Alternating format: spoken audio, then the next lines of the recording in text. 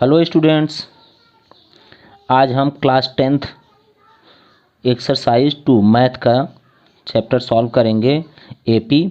तो उसमें first question क्या है कि fill in the blanks in the following table given that A is the first term, D the common difference and A N the nth term of the AP. तो A first term है, D common difference है, A N term है। अब इसमें आपको find करना है जो गैपिंग है उसको फिलअप करना है। तो जैसे यहाँ ए एन फाइंड करना है तो ए एन का ही फार्मूला लगाएंगे, इन सब में ए एन का ही फार्मूला लगाएंगे। जो दिया हुआ है उसको फिलअप कर देंगे, जो नहीं दिया है उसको फाइंड करेंगे। जैसे ए एन इक्वल टू क्या है formula, A N equal to A plus N minus one into D. तो ए की वैल्यू फर्स्ट में क्या है 7 प्लस एन की वैल्यू कितनी है 8 माइनस 1 इंटू डी, डी की वैल्यू कितनी है 3 इंटू 3। तो 7 प्लस ये कितना आ गया 7 इंटू 3, 7 प्लस 7 3 जा 21, 21 7 28। यहाँ पर कितना फिलअप करना है हम लोगों को 28 फिलअप करना है। सेकंड क्या दिया है कि ए की वैल्यू दिया हुआ है, डी की वैल्यू फाइंड करना है, एन की वैल्यू दिया है और ए एन। तो फिर ए एन का फार्मूला आप लगाइए, A N equal to A plus N minus one into D. A N की वैल्यू कितना दिया है यहाँ पर सेकंड में 0 इक्वल टू ए की वैल्यू कितना है -18 प्लस एन की value 10 minus 1 into D, D की वैल्यू फाइंड करना है। अब यह -10 इधर आके क्या हो जाएगा प्लस हो जाएगा, इक्वल टू यहाँ पे 9d बचा 9d। तो d इक्वल टू क्या होगा 9 आकर डिवाइड कर देगा ना इसमें 9, तो 9 1 जा 9, 9 2 जा 18। d की वैल्यू कितनी आ गई 2। तो यहाँ पे कितना फिलअप किया जाएगा 2। इसी तरह से ए एन का ही फार्मूला अप्लाई करके आप सबको वैल्यू सबकी वैल्यू फाइंड कर लेंगे और यहाँ पे फिलअप कर सकते हैं। सेकंड क्वेश्चन आपका है choose the correct choice in the following and justify. इसमें चूज करना है कि कौन सा सही है, ए बी सी डी जो भी है इसमें कौन सा सही है। तो क्वेश्चन कौन सा है, ये है आपका 30 टर्म्स ऑफ द एपी। ये एपी दिया है, इसका 30 टर्म क्या होगा। तो कोई भी टर्म फाइंड करने के लिए हम लोग सबसे पहले ए डी और एन फाइंड करते हैं। तो यहाँ पे कितना दिया हुआ है यहाँ पे, इसमें फर्स्ट टर्म कितना है, तो पहला टर्म फर्स्ट हो गया ए इक्वल टू 10। डी की वैल्यू कितनी हो जाएगी यहाँ पर next term minus previous term, तो अगला माइनस पिछले इस तरह से करेंगे तो 7 माइनस 10 इक्वल टू कितना आ गया -3। डी की भी वैल्यू फाइंड हो गई। अब एन की वैल्यू कितना दिया है 30 टर्म का निकालना है, तो 30 टर्म हो गया। क्या निकालना है 30 टर्म कौन सा टर्म होगा, तो ए एन फाइंड करना है। तो ए एन का फार्मूला आप लगा दीजिए, A N equal to A plus N minus 1 into D. ये फार्मूला इसको अच्छी तरह से याद कर लीजिए।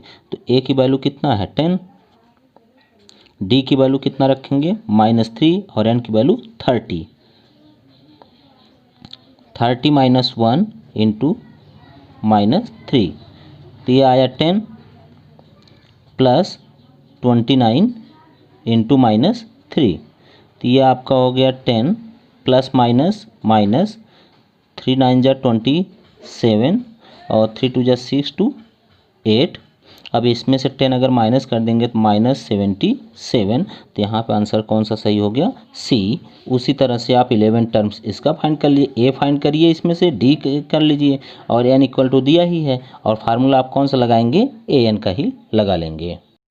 थर्ड क्वेश्चन इसमें है कि इन the following APs find the missing term in the boxes. Boxes में जो मिसिंग टर्म है उसी को फाइंड करना है इन सबको। तो ये एपीज पहले से है, इसका मतलब ये जो फर्स्ट पे लिखा है ये फर्स्ट टर्म हुआ, तो ए इक्वल टू यहाँ पे दिया हुआ है 2 और 1 2 3 थर्ड टर्म मतलब A3 इक्वल टू 26।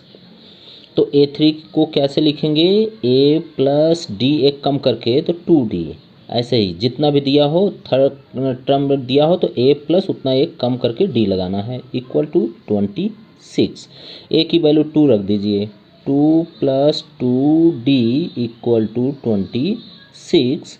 अब ये 2 इधर आके माइनस होगा तो 24 बचा, 2d इक्वल टू 24 और d इक्वल टू 2 आके डिवाइड कर देगा, तो डिवाइड करने का मतलब भाग अगर दे देंगे तो कितना 2 1 जा 2, 2 2 जा 4, 12 आ गया। पूछा क्या है इसमें सेकेंड टर्म 1 2 सेकेंड का मतलब a2 इक्वल टू क्या है a प्लस डी, एक कम करेंगे तो डी ही की ओर मिला। अब a की वैल्यू 2 थी और d की वैल्यू आ गई है 12, तो इन दोनों का टोटल कितना हो गया 14।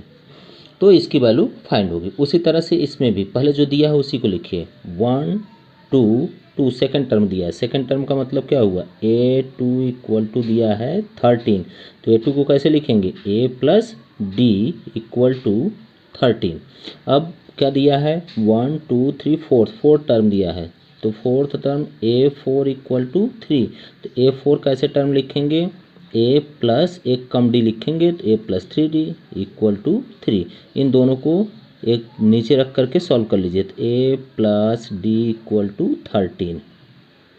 माइनस कर दीजिए, माइनस कर दिए तो कितना आ गया, a से कैंसिल हो गया, 3d में से एक d माइनस करेंगे तो 2d आ गया, और 13 में से 3 माइनस करेंगे क्योंकि माइनस है तो माइनस में प्लस मिलके माइनस तो होगा लेकिन बड़े की साइन लगेगा, तो बड़ा वाला कौन सा है 13 है, तो माइनस में 3 निकाल दीजिए 10 बच गया, तो d इक्वल टू यहाँ पे कितना आ गया माइनस में 5, क्योंकि ये आके इसको डिवाइड कर देगा। अब पूछा कौन सा है, इसमें फर्स्ट टर्म पूछा है, तो फर्स्ट टर्म का मतलब a की वैल्यू पूछ रहा है, तो a की वैल्यू फाइंड कर लीजिए, इस d की वैल्यू को उठा करके यहाँ पे रख लीजिए, a प्लस d और d की वैल्यू कितनी है -5 इक्वल टू 13, तो यह माइनस है वैल्यू, अगर उस तरफ जाएगी तो क्या हो जाएगी प्लस में, तो a equal to 13 + 5 equal to 18, तो a की वैल्यू 18। a की वैल्यू भी फाइंड हो चुकी है, आपके पास d की वैल्यू भी फाइंड हो चुकी है, तो आपको फाइंड क्या करना है इसमें, a की वैल्यू का मतलब फर्स्ट टर्म मिल गया 18 यहाँ पे होगा, और उसके बाद 1 2 3 थर्ड टर्म पूछा है, तो थर्ड टर्म कैसे लिखेंगे a3 equal to a plus एक कम d लिखिए 2d, a की वैल्यू 18 प्लस 2 इंटू डी की वैल्यू -5, यह आ गया 18, 5 2 जा 10 माइनस में 10 और 10 इसमें से माइनस कर दीजिए, तो ये आ गया 8, तो थर्ड टर्म कितना हो गया आपका 8 आ गया। अब इसी तरह से पहले जो दिया हुआ है उसको लिखिए, वहाँ से a और d की वैल्यू फाइंड करिए, फिर जो पूछ रहा है उसको आप फाइंड करते चले जाइए, सब बहुत ही आसानी से सॉल्व हो जाएगा। फोर्थ क्वेश्चन आपका है कि which term of the AP ये दिया हुआ है 3 8 13 18 इज 78, तो विच टर्म कौन सा टर्म क्या है 78 होगा, इसका मतलब कि हमें an इक्वल टू 78 लाना है। अब an इक्वल टू 78 इसका फार्मूला क्या है a plus n-1 into D equal to 78, यहाँ पे a और d की वैल्यू यहाँ से ले करके रख लिया जाए तो n की वैल्यू फाइंड कर सकते हैं, तो a की वैल्यू कितनी है यहाँ पर 3 और d की वैल्यू कितनी है, अगली संख्या में से पिछली संख्या को माइनस कर दीजिए, तो 8 माइनस में 3 इक्वल टू 5, तो a की वैल्यू कितनी आ गई 3 प्लस n-1 इंटू डी की वैल्यू 5 इक्वल टू 78। अब यह मल्टीप्लाई अंदर हो गया तो 3 + 5n-5 इक्वल टू 78, तो 3 इसमें से निकल गया तो 2 बच गया आपको, 5n-2 इक्वल टू 78, और -2 इधर जाके प्लस हो गया तो 5n इक्वल टू क्या हो गया 80, तो n इक्वल टू कितना हो जाएगा 5 आके डिवाइड कर देगा, तो 80/5 16, 5 जा 18 16, तो n की वैल्यू कितनी आ गई यहाँ पर 16 आ गई। ये आंसर हो गया आपका। पांचवा क्वेश्चन आपका है कि find the number of the term in each of the following APs find the number of the term. कितने टर्म इसमें है, कितने टर्म, 7, 13, 19 डॉट डॉट डॉट 205। ये लास्ट टर्म इसका मतलब हो गया। तो लास्ट टर्म हो गया तो लास्ट टर्म वाला ही फार्मूला आप लगाइए यहाँ पर। तो L equal to A plus n-1 into D. अब लास्ट टर्म कितना दिया हुआ है यहाँ पर 205 इक्वल टू A की वैल्यू है 7 प्लस A की वैल्यू कितनी है 7 फर्स्ट टर्म, और D की वैल्यू फाइंड कर लीजिए, अगली संख्या माइनस पिछली संख्या। तो ये आ गया D की वैल्यू 13 माइनस 7, ये आया 6। तो यहाँ पे लिखेंगे n-1 इंटू में 6। अब यह कितना हो गया कि 7 प्लस इसका मल्टीप्लाई अंदर करेंगे तो 6n माइनस 6, और 6 इसमें से निकल गया तो कितना बचा 1 प्लस 6n, और यहाँ कितना है 205 205। 1 यहाँ प्लस इधर आके माइनस हुआ तो 204 बचा इक्वल टू 6n। तो n इक्वल टू कितना हो जाएगा, 6 आके डिवाइड कर देगा 204/6। तो 6 से 6 3 जा 18 और 6 4 जा 24, 34 आंसर आ गया। तो n की वैल्यू कितनी आ गई 34, यह फाइंड हो गया। उसी तरह से आप इसमें भी फाइंड कर लीजिए।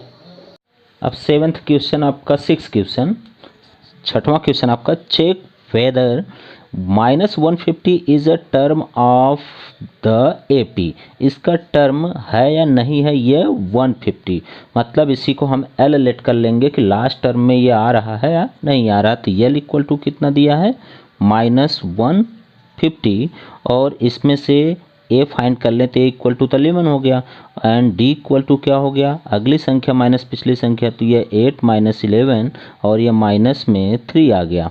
अब L का फार्मूला लिख दीजिए आप। L का फार्मूला क्या होगा, A plus n-1 into D equal to -150। A की वैल्यू कितनी है 11 प्लस n-1 इंटू डी की वैल्यू -3 इक्वल टू -150। अब यह 11 प्लस माइनस इधर से मल्टीप्लाई होगा -3n, सॉरी -3n, और माइनस माइनस प्लस 3 3 1 जा 3 इक्वल टू -150। तो यह 11 प्लस में है और प्लस में 3 है तो यह हो गया 14, -3n प्लस में कितना हो गया कि 14 इक्वल टू -150। तो -3n इक्वल टू ये प्लस है, उधर जाके माइनस होगा, माइनस हो जाने के बाद कितना हो जाएगा कि ये -150 माइनस में 14, टोटल आपके पास कितना हो गया कि -164।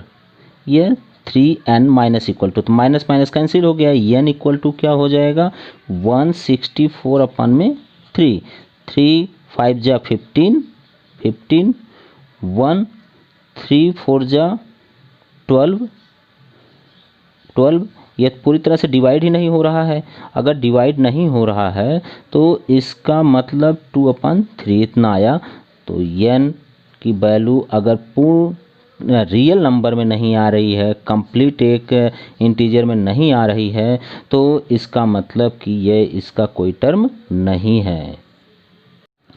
7th क्वेश्चन आपका है कि find the 31st term. 31st term मतलब A31 इक्वल टू आपको फाइंड करना है। अब दिया क्या है, तो of an AP whose 11 term is 38। 11 term A11 equal to 38 दिया है। अब 11 टर्म लिखेंगे कैसे, एक कम D लिखते हैं तो A plus 10D equal to 38, equation number first. और क्या दिया है, and the 16th term is 73। 16 term A plus 16 मतलब 15D इक्वल टू कितना दिया है 73। अब ये इक्वेशन नंबर सेकंड, दोनों इक्वेशन को सॉल्व किया जाए तो A plus 15D equal to 73, subtract करने पर माइनस माइनस माइनस ये तो कैंसिल हुआ, यहाँ से बचा -5D इक्वल टू, इसमें से 73 में से 38 माइनस कर दें 5, और यहाँ 6 में से 3 माइनस करेंगे तो 3 माइनस में वो भी, क्योंकि माइनस बड़ा है यहाँ पे, तो माइनस माइनस कैंसिल हो गया और d इक्वल टू कितना आ गया आपका 35/5, ये हो गया 7। तो d की वैल्यू आ गई आपकी 7। अब d की वैल्यू के बाद आपको क्या फाइंड करना है, a की वैल्यू। तो put the value of a in equation second. a की वैल्यू पुट कर दिया, d की वैल्यू पुट कर दिया जाता है, तो a प्लस 15 इंटू डी, और d की वैल्यू कितनी है 7 इक्वल टू 73। अब यहाँ पे a प्लस 15 7 जा 105 इक्वल टू 73। अब a इक्वल टू आ गया 73 माइनस, ये प्लस था उधर जाके क्या हो गया माइनस 105, माइनस कर दीजिए तो कितना आ गया ये आपका कि 2 और 3 32 आ गया माइनस में वो भी। तो a की वैल्यू d की वैल्यू दोनों फाइंड हो गई। अब क्या फाइंड करना था 31 फर्स्ट। इसको क्या लिखेंगे कि a प्लस 30d। अब a की value minus 32 plus 30 into D की वैल्यू कितनी है 7, तो माइनस 32 प्लस 7 3 जा 21, 210 हो गया। अब यहाँ पे 32 माइनस कर दीजिए तो यहाँ से 8 हुआ, 8 और 7 178 आपका है आंसर। 31st टर्म का नंबर कौन सा है 178। 8 क्वेश्चन आपका है कि an AP consist of 50 terms. कितना टर्म है total 50 term, of which third term is 12, third term 12 and the last term is 106। Find the 29 terms. तो ये 29 टर्म्स फाइंड करना है। लास्ट टर्म कितना दिया है L equal to 106, last term दिया है, लेकिन टोटल टर्म कितने हैं यहाँ पे 50 हैं। और थर्ड टर्म दिया हुआ है कितना है A थर्ड इक्वल टू 12, और जबकि A थर्ड टर्म दिया है तो इसको लिख सकते हैं हम लोग A plus 2D equal to 12। Last term का फार्मूला क्या होता है कि A plus n-1 into D equal to 106, जबकि n की वैल्यू कितना पुट करना है यहाँ पर 50, तो a plus 50 minus 1 into D equal to 106। तो यहाँ पर ये कितना हो गया a plus 49d equal to 106। एक इक्वेशन यहाँ बना हुआ है और सेकंड इक्वेशन यहाँ बन गया, तो इसको इसके नीचे रख कर सब्ट्रैक्ट कर दें तो a plus 2d equal to 12। Second question ले, फर्स्ट क्वेश्चन रख करके यहाँ पे क्या कर दें सब्ट्रैक्ट कर दें, माइनस माइनस माइनस कैंसिल हो गया। यहाँ पे बचा कितना कि 47d इक्वल टू 2 निकल गया तो 4 और 194, तो d इक्वल टू क्या हो जाएगा यहाँ पर 47 यहाँ पे आके डिवाइड कर देगा 94 को, तो d इक्वल टू हो गया 94 अपान में 47, 47 2 जा, d की वैल्यू आ गई 2। Put the value of d in equation first. तो d की वैल्यू यहाँ पे पुट किया जाए a प्लस 2 इंटू डी की वैल्यू 2 इक्वल टू 12, तो a प्लस 4 इक्वल टू 12, तो a इक्वल टू कितना आ गया 4 प्लस इधर जाके माइनस हो गया, तो यहाँ पे आ गया आपका 8। a की वैल्यू भी फाइंड हो गई, d की भी वैल्यू फाइंड हो गई। फाइंड क्या करना था 29a, तो 29 की वैल्यू फाइंड करना, इसका फार्मूला क्या होगा a प्लस 28d। अब यहाँ पे पुट कर दें a की वैल्यू कितना लिखना था 8 प्लस 28 इंटू डी की वैल्यू लिखना है 2। यह हो गया 8 प्लस 2 6 जा 2 8 जा 16, 2 2 जा 4 1 5, 8 प्लस कर दें तो 8 और 6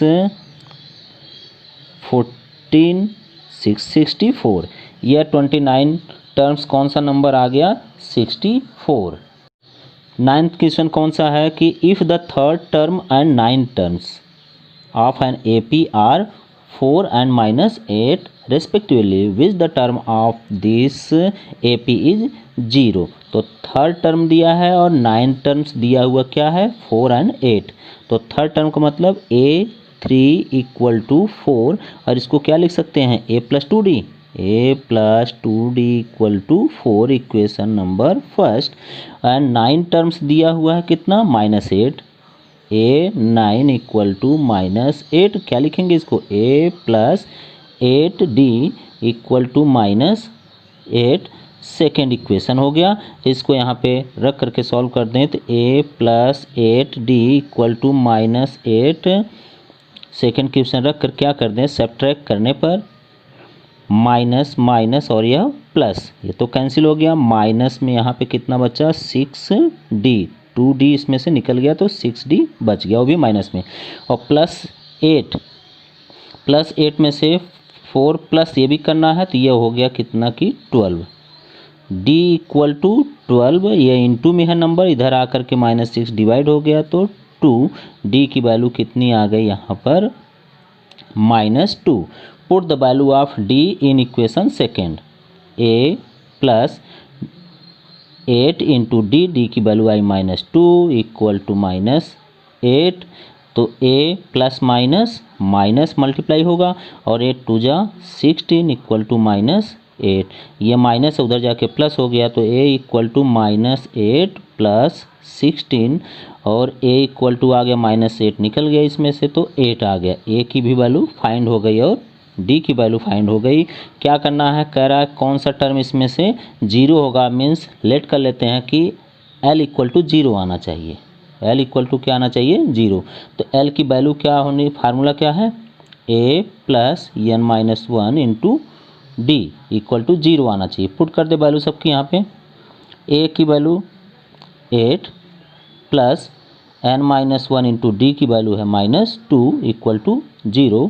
यहाँ पर 8 -2 की वैल्यू n में करेंगे तो कितना -2n और -2 की वैल्यू मल्टीप्लाई -1 में माइनस माइनस प्लस 2 1 जा 2 इक्वल टू 0। यह 2 यहाँ पे प्लस हो गया तो 10 हो गया 10 -2n इक्वल टू 0 और 2n यहाँ माइनस उधर ले जाएंगे तो क्या हो जाएगा प्लस में तो 10 इक्वल टू ये आ गया 2n। तो n इक्वल टू 2 आके क्या करेगा डिवाइड कर देगा तो यह हो गया 10 अपान में 2 2 5 जा 10 तो n की वैल्यू कितनी आ गई 5 आ गई। 10th क्वेश्चन है यहाँ पर कि the 17 term of an AP exceeds its 10 terms by 7। तो यह 17 टर्म क्या है जी 7 अधिक है ज़्यादा है किससे 10 टर्म से। इसका मतलब 17 term minus 10 terms equal to 7। 17 terms minus 10 terms equal to 7 क्योंकि ये 7 ज़्यादा है और ये 7 कम हुआ तो माइनस करेंगे इतना आना ही चाहिए। अब इसको क्या लिख सकते हैं हम लोग A प्लस एक कम D लिखेंगे तो 16D माइनस ब्रैकेट में जब भी माइनस के बाद अगर ज़्यादा टर्म लिखना हो तो ब्रैकेट लगा करके A plus 9D equal to 7। अब A plus 16D minus sign change हो जाएगा तो -A minus 9D equal to 7। A minus और A प्लस कैंसिल हो गया 16D में से 9D भी माइनस हो रहा तो बचा 7D इक्वल टू 7। तो D इक्वल टू क्या आ गया 7 अपान में 7 7 1 जा 7 D की वैल्यू आ गई कितनी 1 आ गई। क्या पूछा था यहाँ पे विच टर्म सॉरी इसमें find the common difference. Common difference कितना आ गया 1 आ गया है। अब 10 क्वेश्चन यहाँ पे सॉल्व हो चुके हैं। 10 क्वेश्चन नेक्स्ट पार्ट में सॉल्व कर देंगे। अगर आपको वीडियो ये लग रहा हो कि हम आपको रीड कर सकते हैं अच्छी तरह से कुछ बता सकते हैं तो please support me. Thank you.